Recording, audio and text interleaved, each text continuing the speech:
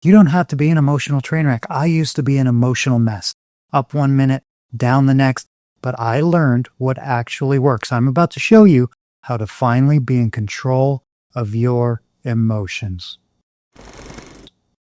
Getting control of your emotions has to be simple or you won't stick with it. Emotions are strong. Sometimes they can take over and make you feel trapped. It can feel impossible to escape. These are 3 things you can do to break free of your emotional cage. So here's the first thing, and it's pretty cool. Science tells us that waves of any strong emotion last about 90 seconds. So we have to use that 90 seconds. You need to do something called a pattern interrupt. That just means doing a quick action that will break the emotional moment. It's simple and can be done anywhere. Walk backwards a few steps. Shake your hands. Grab something cold. Turn around in a circle. You can raise your arms above your head. This helps because your brain likes novelty, and it will wake up when something feels new and different. These quick interrupts can reset your emotional spiral. So now that you've learned the pattern interrupt, you are ready for the simple truth that most people skip. Your nervous system doesn't like change. It wants things to stay the same because it feels safe. And here's the weird part. It can feel safe even when it's hurting you, just because it's what you're used to. You've been carrying pain for so long, it feels like a normal part of life, even though you know it's harming you. Pain is your body's comfort zone because your brain has practiced it every day.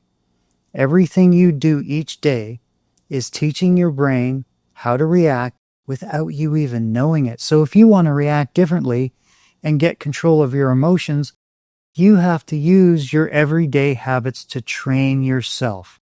Little by little, you can rewire your brain to think and respond in a better way. So this is the second part. What I'm going to say next is the most important.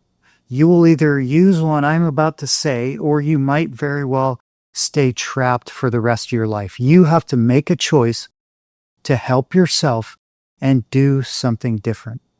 This can be really hard when you feel sad and you're crying and everything looks dark.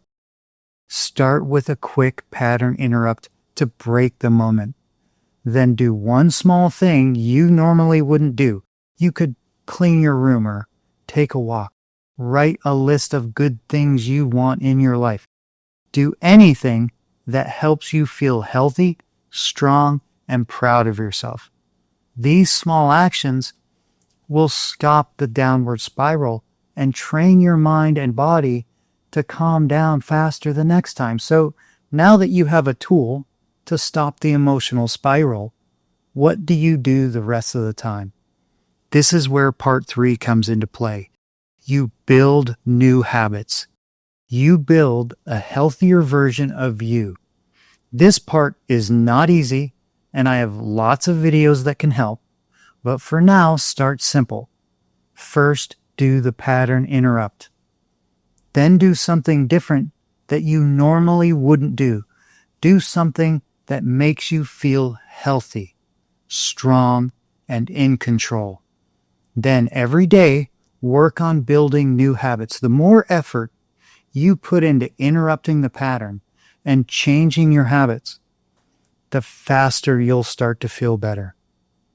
And always remember, it only takes one day to turn everything around.